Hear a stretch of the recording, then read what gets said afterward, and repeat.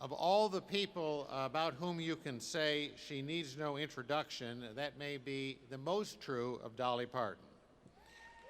Dolly is a household name in countries around the globe. There was a time not too long ago when Dolly was the third most photographed person in the world after only the Pope and Madonna. She is a singer. She is a songwriter, she's an actress, she's the most honored female country performer of all time. She has sold 100 million records. Her new Broadway show, 9 to 5, has just been nominated for 4 Tony Awards, including Best Original Score. She's a successful businesswoman and the creator of the award-winning theme park Dollywood. She is changing the lives of thousands of children as the book lady through her work with the Imagination Library. She is an icon.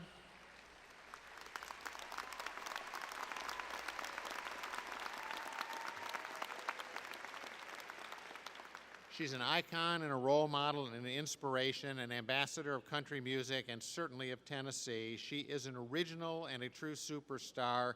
There is simply no one else like her in the entire world. So, to introduce this woman who needs no introduction, I want to talk just a little bit about how she got to where she is today, and I'll be very brief because I know you want to see and hear her. We all know the sequins and sparkle side of Dolly Parton's story, but behind that, what is also there is an enormous amount of good, old-fashioned hard work. Simply put, Dolly did not become Dolly overnight. I think she would be the first to tell you that nothing she's accomplished has been without a great deal of commitment and work, that you can realize your dreams, you can be anything you want to be, but you have to be ready to roll up your sleeves because nothing else is going to be handed to you. And I don't know if there's a better message to any graduating class today. It's true that Dolly is blessed with natural talent, the great ability to tell stories through song, but there's another part of the equation of her success, smarts and perseverance and a serious commitment to putting in the hours. I mentioned 9 to 5. If you create the score, if you write the score for a Broadway musical that promptly gets a Tony nomination for the best score, you didn't do that by being on stage and performing in rhinestones and sequins. You did that even as a superstar. You did that with long, long hours with just you and a blank sheet of score paper in front of you. Dolly's story has humble beginnings. She grew up in a family of 14 in a cabin here in East Tennessee. Her family didn't have much money. There were not a lot of opportunities around, just a lot of chickens and pigs. But Dolly knew from an early age exactly what she wanted to be, which was a superstar, and she was willing to work for that dream.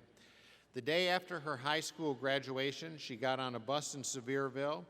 She had a little bit of money that she'd asked her friends for as a graduation gift instead of gifts. She had her belongings packed up in paper grocery bags, and she set out for Nashville with her guitar, like so many before and since, to make it big in show business. Now, Dolly had already been working since an early age, singing on a radio program back home, and she'd already made what she calls a little record, but Nashville is a tough town. Dolly had no doubt that she'd succeed, but she also had no money, no prospects, and had never been away from home before. She answered phones for a sign company. She refilled ketchup bottles at a meat and three. Many nights she went to bed hungry. She was homesick, and many people would have given up, but she stuck in there. She sent her songs to everybody in town. She knocked on the publishing doors, and you all know that that girl from East Tennessee did finally get a big break in Nashville. In time and with a lot of hard work, she became the Dolly Parton that we know and love today, and she has not quit working since. Now, Dolly makes being Dolly Parton look effortless, in part because she really is 100% true to herself. This is a person who is 100% a real person.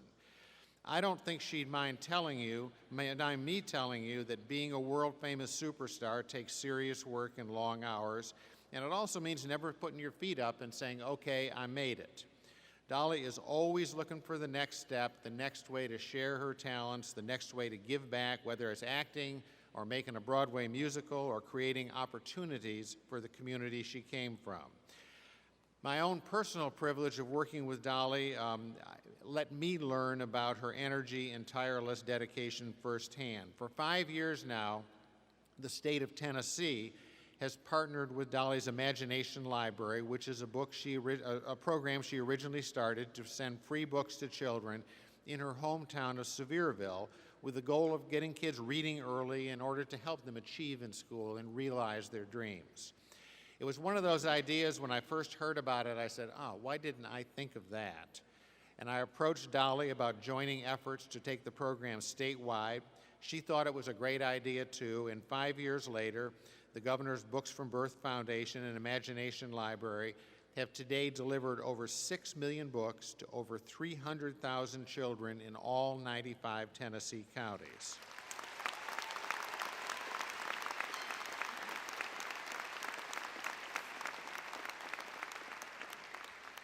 I'm very proud of it, and as always, let me take this chance to publicly thank Dolly Parton for all she has done for Tennessee's children. That's how she works.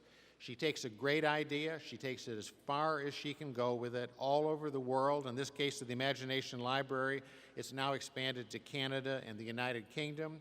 She's all about dreaming big, about doing everything it takes to see those dreams become a reality. Dolly likes to say that Abraham Lincoln isn't famous because he was born in a cabin.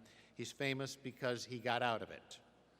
She knows that if you want to change the world, you've got to be willing to get out there, to roll up your sleeves and work for it. And most of all, she reminds each and every one of us that you can be anything you want to be as long as you work for it and as long as you be yourself. It is now an honor and my pleasure to introduce my friend, Ms. Dolly Parton.